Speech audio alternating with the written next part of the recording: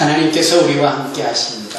아멘. 1층에서 예배드리시는 어르신들에게도 주님의 은혜가 함께 하기를 바랍니다. 아멘. 추석 명절 연휴임에도 불구하고 하나님의 전에 거룩한 주일을 성수하고자 모이신 여러분 모두를 진심으로 축복하고 환영합니다. 예수님께서 마태복음 5장, 6장, 7장에 따라 산상수훈, 산 위에 앉으셔서 제자들에게, 하지만 놀랍게도 제자들을 넘어 모든 많은 사람들에게 그 교훈이 전해지는 일들이 있었습니다. 바로 그때에 이어지는 말씀이 이 마태복음 8장으로서 산에서 내려오시는 예수님에 대하여 조명하고 있습니다. 산에서만 말씀하시지 아니하고 세상 속으로 내려오시는 주님을 의미하는 것이죠. 말씀만 그렇게 하시는 분이 아니시라 몸소 행함으로 당신이 하신 말씀을 드러내시기라도 하듯 그 하시는 말씀대로 당신이 행함으로 그것을 친히 몸소 보여주시는 겁니다. 여기에 놀라운 위대한 신앙의 모습이 담겨져 있습니다. 기독교는요, 예수를 믿는 크리스찬들은요, 믿음을 당연히 가지는 것으로부터 시작되어지지만 믿음이 있는 것으로만 끝나서는 안 됩니다. 즉, 크리스찬들이 사는 법은 그 믿음을 근거하여 행함이 이어져야 하는 겁니다. 일찍이 야고보 사도는 그 행함에 대하여 대단히 중요하게 여겨 행함이 없는 믿음은 죽은 믿음이다 라고까지 했습니다. 그리고 한술 더 너는 내게 너의 믿음을 보여봐라. 나는 내 행함으로 내 믿음을 너에게 보이리라 라고 강조하면서 믿음을 근거한 행함이 결과물이 된 그 믿음의 동기를 사람들에게 보였다 이 말씀입니다. 정말 중요한 것이죠. 크리스찬으로 산다라는 것은 항상 우리가 믿는 그 가치 있는 것을 행함으로 드러내는 것을 의미합니다. 해마다 이런 명절이 다가오면 믿는 사람들에게는 적지 않은 불편함, 부담, 거부감이 있습니다. 특히 어느 집 며느리의 신분으로인 크리스찬들이라면 더더욱 그렇지요. 차례라고 여겨지는 제사에 넙죽 엎드려 절을 해야 되나 말아야 하나, 그 제사상, 그 차례상을 손수 차려야 될 것인가 말아야 될 것인가, 뭐 이런 고민 말입니다. 그러나 저는 이렇게 단호하게 말씀을 드리고 싶습니다. 그런 자체가 무슨 의미가 있겠는가? 진정 그리스도인으로 산다라는 것은 그러한 것들이 요구되어지는 그 순간에 이렇게 한다 저렇게 한다가 아니라 그러한 때와는 상관없이 평소에 어떠한 삶을 살았는지 어떠한 행동을 보여줘야 됐는지가 더 중요하다라는 것이죠. 내가 평소에 며느리로 잘했다면, 크리스찬 며느리로서 시부모님에게 소위 끔찍히 했다면, 누구나 할 수 있는 정도의 범위를 훌쩍 넘어선 사랑과 효행과 헌신으로 도리로서 그 모든 것을 다 했다면 그런 차례상쯤 절 한 번 안 했다고 누가 눈을 흘길 것이며 누가 마음에 불편함을 담아내겠습니까?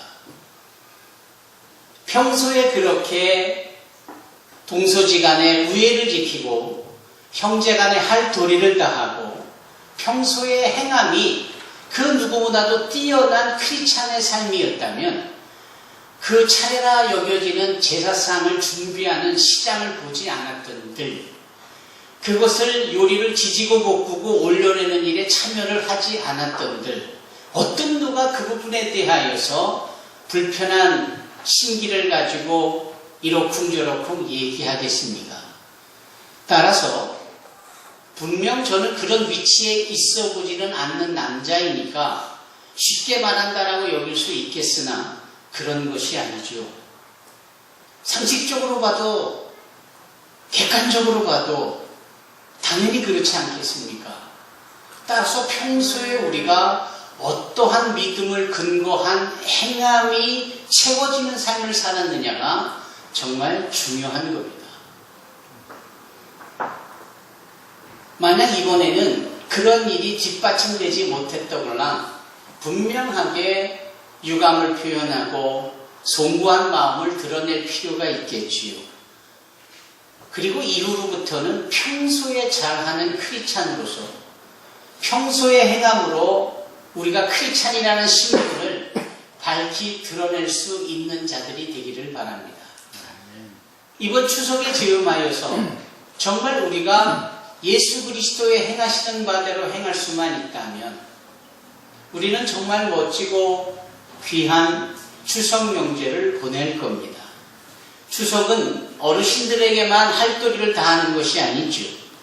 지인들에게도 형제지간에도 심지어 아랫사람에게도 덕담도 해줄 수 있고 선물도 지어줄 수도 있고 관심을 가지고 전화 한 통 하는 것도 다 포함되어져 모든 이들에게 기쁨을 주고 넉넉한 마음을 함께 나누는 것이 추석 아니겠습니까?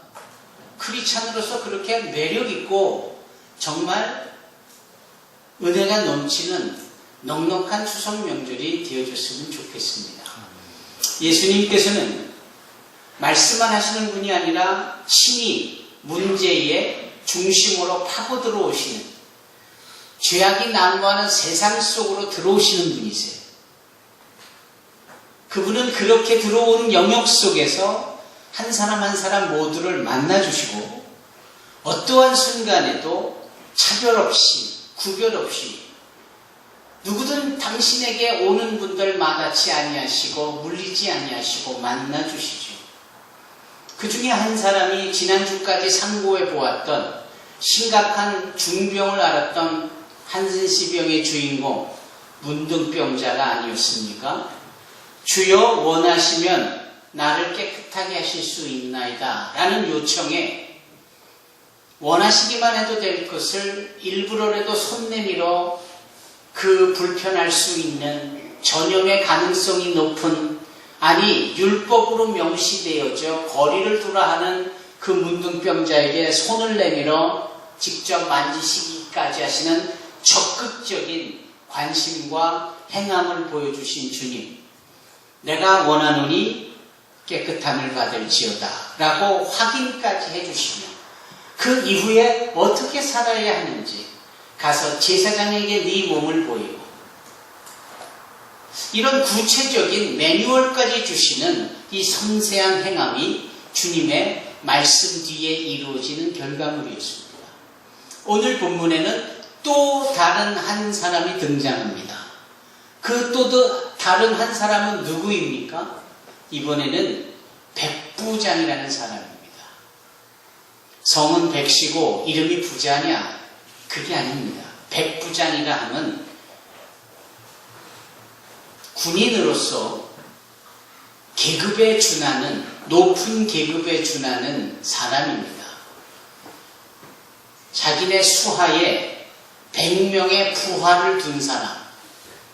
그 당시에 예수님 시대의 전 세계는 소위 팍스 로마나라고 해서 로마가 힘의 정치로 전 세계를 좌우지했었습니다.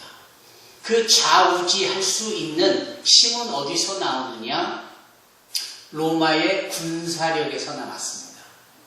이 로마의 군사는 막강하지요.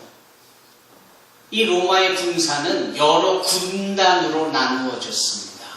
한 군단은 보통 6,000명 정도의 군사로 이루어져 있는데 그 힘이 실로 막강합니다. 그리고 이 6,000명의 군사는 100명씩 나누어져서 600개의 부대로 이루어져 있습니다. 이 600개는 하나씩 100명의 60개의 부대는 100명의 군사들로 이루어져 전체 6,000명의 군단을 이루고 있는데 여기 등장하는 백부장이 그 한 부대를 전체를 통솔하는 지휘관이었다 이 말씀입니다. 이 지휘관인 백부장은요, 단순히 100명을 이끄는 중대장 정도의 직급을 넘어서 사람들에게 이렇게 인정되어지고 있는 사람이었습니다. 첫째, 로마 사람이어야 했고, 학식이 출중해야 됐고, 엘리트 가문이었어야만 했습니다. 그리고 이렇게 실력만 출중한 게 아니라 군인 정신이 대단히 중요하게 입각되어져서 싸우면 반드시 이길 수 있는 무력 행위가 가능한 실력 있는 무장된 군사 지도자였고, 무엇보다도 설령 패하는 일이 생겨도 목숨을 내놓아서면서까지 자기의 부대를 지켜내고 그 지역을 철수하지 않는 의무감이 반드시 있어야 하는 충성스러운 사람이어야 했습니다. 무엇보다도 부하들 한 사람 한 사람들을 따뜻하게 대하고 존경받는, 그래서 인품이 있는 사람이어야만 했습니다. 백부장 한 사람이 된다는 것은 사회적으로 덕망 있는 일이었고 대단히 사람들에게 존경받는 사람이었던 것이 분명합니다.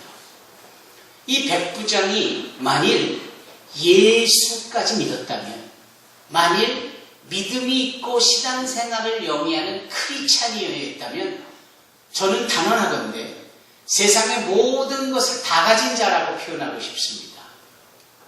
영적으로 하나님과의 관계가 회복되어진 신앙이에다가 누구에게나 촉망받고 인정받는 리더십이라면, 그리고 인품이 뛰어나고 실력이 있고 능력까지 겸비한 것이라면 세상을 다 가지기에 충분한 자 아닙니까? 이 백부장, 오늘 본문에 등장하는 백부장이 그랬습니다. 왜냐하면 이 백부장이 누가 들어봐도 알만한 신분인데 그가 예수를 믿었고 그가 예수에 대한 깍듯한 공손한 지켜야 될 도리를 감당하는 소위 행함의 사람이었기 때문에 그렇습니다. 그가 수많은 사람들 앞에서 예수 앞에 당당히 걸어 나옵니다. 그리고 예수님께 주여라는 단어를 활용합니다. 이자가 군인이고 자기 위에 직속상관이 있고 가장 직속상관의 최고 정점에는 로마 황제가 있는 것인데, 로마 황제가 자기의 주인이요 자기의 주님 아닙니까? 그런데 이가 예수님에 대하여 주여라고 표현합니다. 이 말씀의 의미에는 그가 신앙인으로서 예수가 누구인지를 분명하게 아는 사람으로서 하나님의 아들 예수가 내 삶의 주인이 되어지신다는 사실을 이 단어 하나로 고백한 겁니다. 주여. 얼마나 위대합니까? 그런데 이자가 더 매력있고 더 위대한 이유가 있으니 그것이 무엇이냐?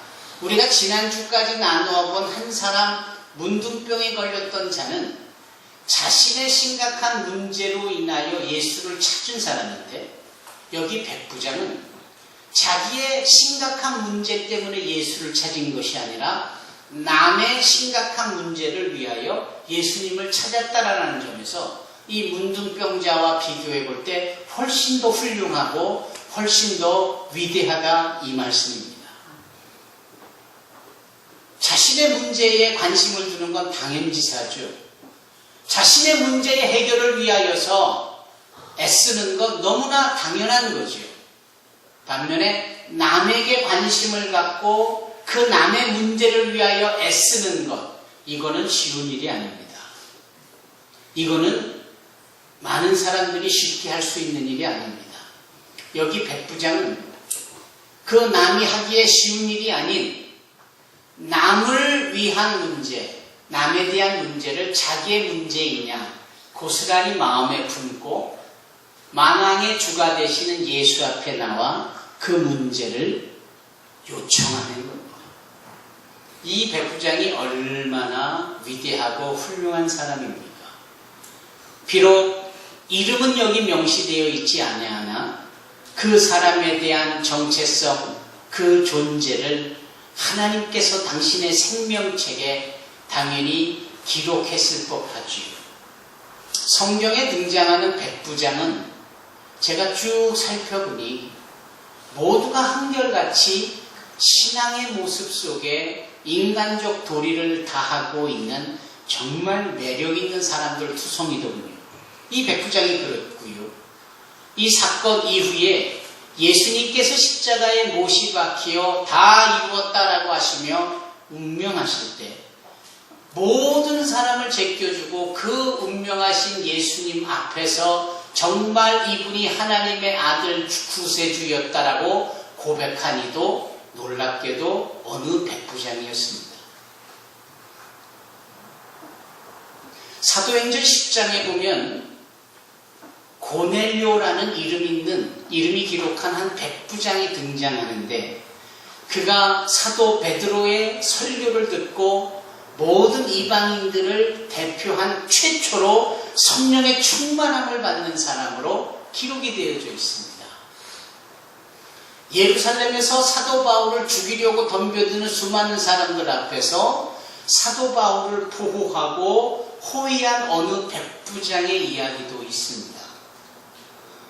벨릭스 총독 앞에 사도 바울을 이끌고 그를 안전하게 보호를 한 어느 백부장의 이야기도 기록이 되어 있습니다.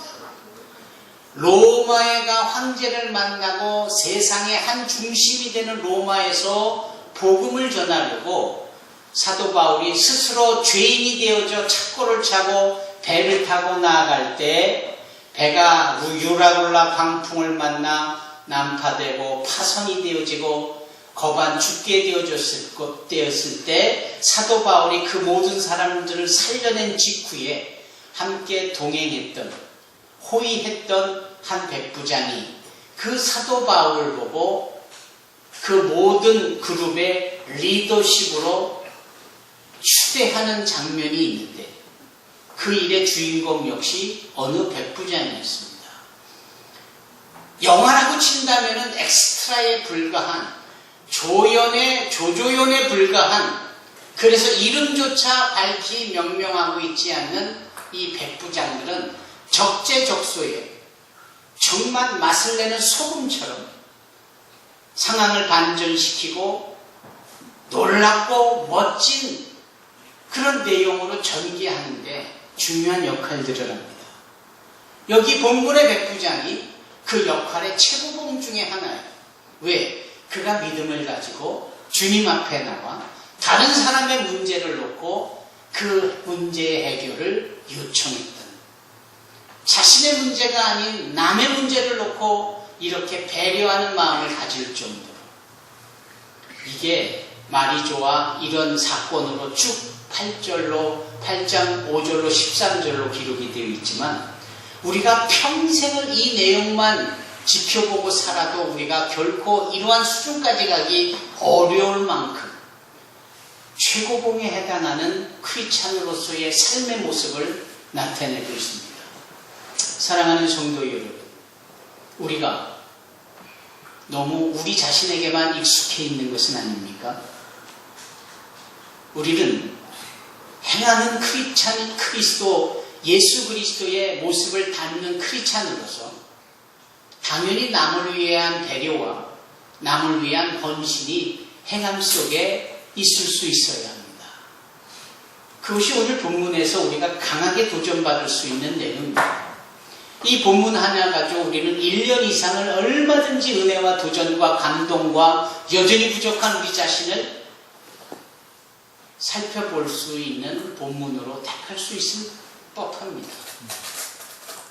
오늘 우리는 이 본문에서 추석 명절을 앞두고 행하는 한 이방인이나 예수를 믿은 이 백부장의 이야기를 통하여서 이번 추석에 우리가 어떠한 언행심사와 어떠한 행동거지를 해야 되는지에 대한 깊은 자각을 할 수 있습니다. 그것은 남에 대한 배려요. 나 하나에게 집중되어 있는 이기적인 모습이 아니라 남을 위한 이타적인 모습일 수 있어야 한다라는 것. 그것이 생각과 지식으로 보따리 싸는 모습이 아니라 그걸 과감히 풀고 행함으로 드러내는 그러한 우리의 삶, 특히 이 추석 명절이 되어야 할 것입니다. 밝히 웃어주고 덕담해주고 축복해주고 손잡아주고 내 것 좀 나누어서 선물로 주고 아랫사람들에게는 격려와 축복의 통로가 되며 윗사람들에게는 공경과 교행과 사랑의 통로가 되며 그 문제에 대하여서 귀담아 듣고 함께 기도하며 주님께 간구하고 중보할 수 있을 때 우리는 이름 없는 그러나 이 위대한 한 백부장의 발자취를 우리의 삶의 발자취에 고스란히 담을 수 있을 것입니다. 여기 백부장이 이렇게 말을 합니다. 주여 내 하인이 중풍병으로 집에 누워 몹시 괴로워하나이다. 이 말 한마디에 주님께서 7절에 내가 가서 고쳐주리라. 그 중심을 보시는 주님께서 이 백부장이 어떠한 마음을 품고 있다는 사실 하나에 감동을 하신 것이 분명합니다. 내가 가서 고쳐주리라. 아주 적극적으로. 이것은 손 내밀어 중풍병자를 적극적으로 고쳐주신 그 주님이시지만 또 다른 형태의 적극적인 부분이에요. 남의 문제를 자신의 문제인 양 여기는 이 자에게 적극적인 대처로 말씀하고 계시는 주님을 봅니다. 내가 가서 그를 고쳐주리라 말씀하시죠. 백부장이 8절로 이런 대답을 합니다. 주여 내 집에 들어오심을 나는 감당하지 못하겠사오니 다만 말씀으로만 하옵소서. 그러면 내 하인이 낫겠사옵나이다. 나도 남의 수하에 있는 사람이요 내 아래에도 군사가 있으니 이더러 가라 하면 가고 저더러 오라 하면 오고 내 종도로 이것을 하라 하면 하나이다. 8절로 9절은 우리의 신앙 고백인 사도신경보다도 훨씬 뛰어난 위대한 고백이 아닐 수 없습니다. 그 위대한 고백을 자신의 입장, 자신의 직업, 자신의 주어진 환경 속에서 고백하잖아요. 군인으로서 자신의 처한 상명하복의 시스템 산하에 그 주님하고의 관계를 풀어내는 겁니다. 그리고 문제에 대하여 그 부분을 적용하는 겁니다. 여기 이 부분에서 대학생은 대학생대로, 고등학생은 고등학생대로, 중학생은 중학생대로, 예하고 학경이면 학경이대로 이 주님에 대한 이러한 분명한 고백이 있어야 해요. 내가 사업을 경영하는 경영자이면 또 내가 직장에서 녹을 먹는 직장인이면 내 손수 일을 하는 자영업자면 무엇이든지 간에 그 영역, 그 상황, 그 상황 속에서 주님에 대한 이러한 행함의 고백이 있을 수 있어야 합니다. 주여 오실 것 없습니다. 저도 제 수하에 부하가 있고 제 위로 저보다 높은 권세 있는 자가 있으니 그가 나한테 말하면 나는 순종할 거고 내가 또 말하면 내 밑에 수하 있는 사람들은 내 말대로 순종할 거고 가라면 가고 오라 하면 오듯이 주여 우리 모두는 다 주님 앞에 ready 준비되어진 자들입니다. 저 또한 그렇고 아파 있는 내 하인도 그렇고 그를 못쓰게 붙잡고 있는 그 질병 그 자체도 그렇고 그러니 뭘 손수 수고스럽게 오시려 합니까?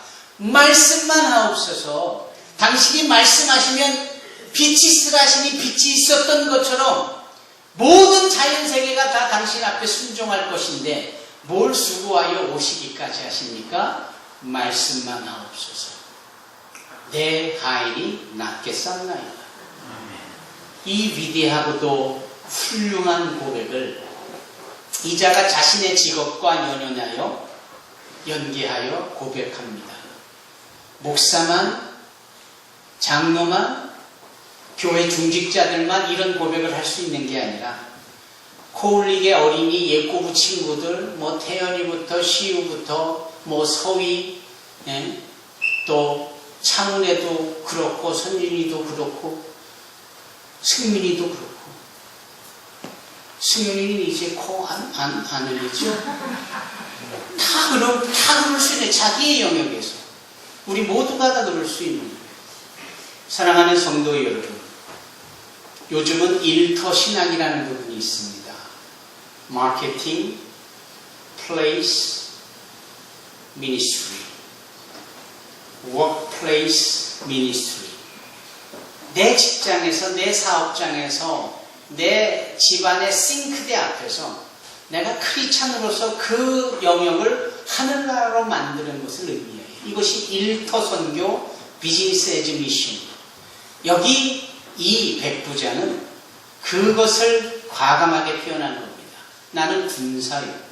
군사로서 당신께 복종하는 건 너무나도 당연한 것이에요. 그래서 내 하인이 지닌 문제까지도 당신이 말씀만 하시면, 명령하시면 그것에 복종할 것이니 말씀만 하옵소서.